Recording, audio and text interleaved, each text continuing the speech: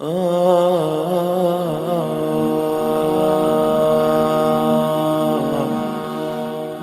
او اذکار دا هغه عبادت دی، هغه دوا ده چې رب العالمین ما و تا ته راښولې ده. رب العالمین قرآن کې فرمایي اعوذ بالله من الشیطان الرجیم بسم الله الرحمن الرحیم الا تطمئن قلوبکم بذکر الله. د رب العالمین ذکر هغه شی دی چې رب العالمین یې ما و تا ته په ګوته کوي. خبردار واوسېږه که غواړې چې زړه دې اطمینان پیدا کړي، که غواړې چې زړه دې د مرض خلاص شي، که غواړې چې په زړه کې دې تصفیه او تزکیه او تخلا او تحلا راسي، دا په څه شي راځي؟ رب العالمین وایي الا تطمئن قلوبکم بذکر الله. دا د رب العالمین په ذکر راځي. په زړه کې د رب العالمین محبت هم د الله په ذکر راځي. په زړه کې د محبوب صلی الله علیه وسلم محبت دام د رب العالمین په ذکر راځي. زړه چې کله د قدراتو د رذائلو د بد اخلاقۍ څخه صفا کیږي، دام د رب العالمین په ذکر کیږي. کله چې سړی د حشرګاه میدان ته په پاک مخ ځي او د رب العالمین حضور ته ځي او د کامیابۍ میډالې په لاس کې، دام په ذکر کیږي.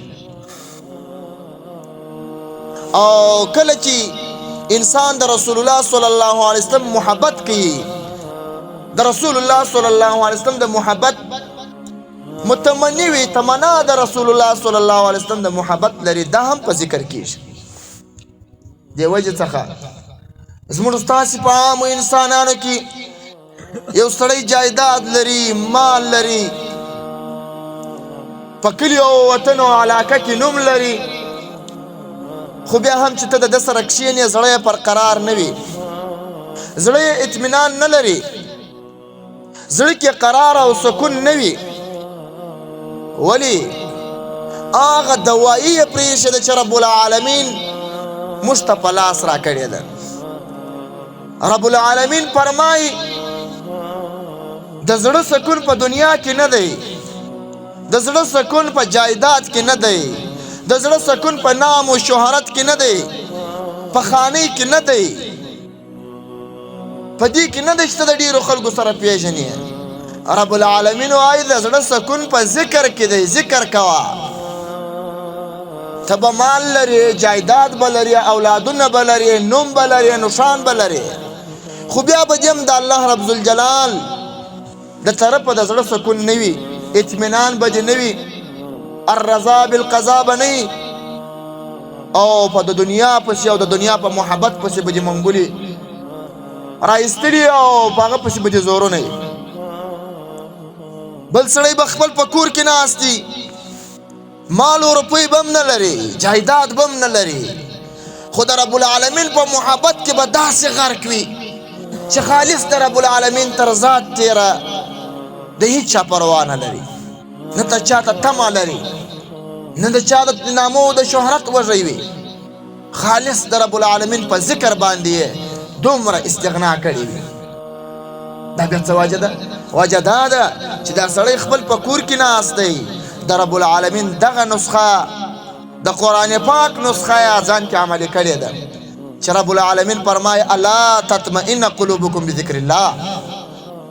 که زړه اطمینان غواړي، که د زړه سکون غواړي، په ذکر الله کېږي.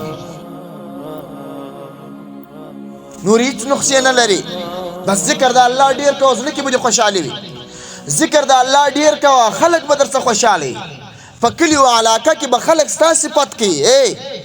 ذکر به د خدای کوي، یاد به د خدای کوي، اطاعت به د خدای کوي، محبت به د رسول الله صلی الله علیه وسلم کوي. خلک به دغسې په کلي کې ستا سره خوشحاله وي، خلک به دغسې محبت در سره کوي.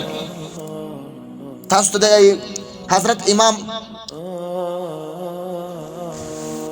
بخاری رحمه الله دا روایت به تاسې په مشکات المصابیح کې لیدلی وي.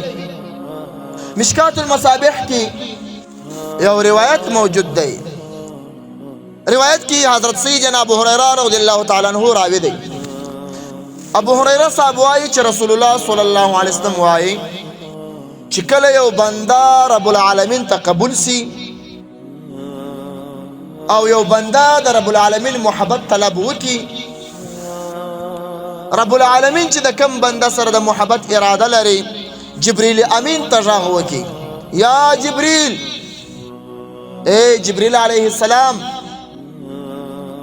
د پلانکی سړي سره زه محبت لرم. رب العالمین ورته وایي ورسه د خلکو زړو ته د محبت واچو.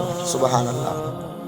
که عزت غواړي، که دا غواړي چې خلک ستا سره محبت وکړي، که دا غواړي چې ته په خلکو کې یو نیک انسان جوړ سي، خلک ستا صفت وکړي، څه وکړه؟ د رب العالمین محبت خپل کړه. ته چې په دا خپل ټول عمر کې خوارې وکاږې، د یوه انسان زړه نشي خپل کولی، هغه څوک راضي که چې د ټولو انسانانو زړونه یې په لاس کې دي. مقلب القلوب دی.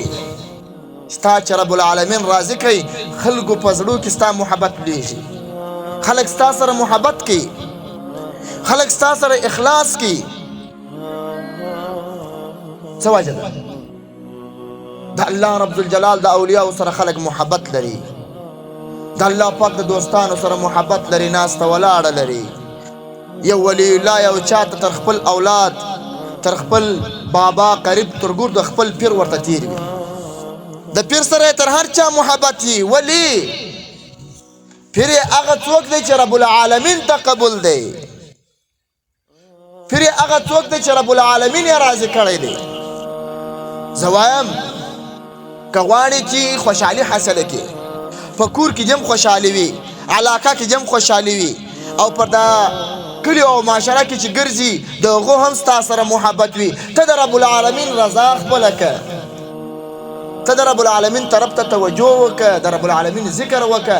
دا هغه اسباب دي چې په کلي و علاقه کې چې هر څومره پخواني او مالداري او جایداري کې مال نوم لري، تا به تر هغه خلک ډېر خوښوي، ستا محبت به خلک تر هغه ډېر کوي، ستا سره به د خلکو تر هغه ډېر محبت وي. ته راسه د رب العالمین طرف ته مخ که.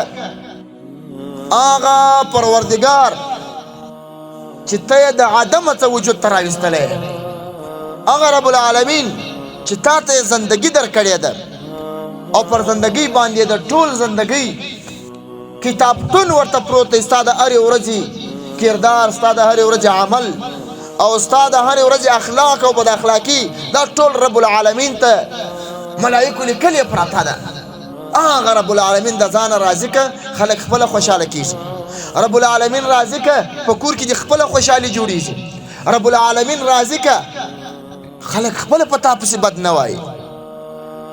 او دا چې تا د رب العالمین نقصه پرېښي، د الله رب الجلال ذکر نه کوي، د الله رب الجلال یاد نه کوي، د رسول الله صلی الله علیه وسلم باندې درود نه وایي، د رسول الله صلی الله علیه وسلم محبت نه کوي، چې د دنیا د سر روپۍ راواخلې او دا ټوله ستا یې لا به دې هم زړه اطمینان نه لري، لا به دې هم زړه سکون نه لري، لا به دې هم زړه قرار نه لري.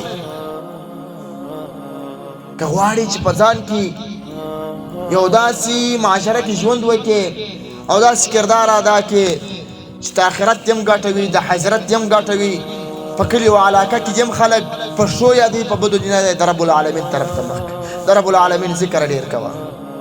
د داسې کسانانو سره کښېنه چې هغه ذاکرین وي، د داسې کسانانو سره محبت کوه چې هغه ذاکرین وي.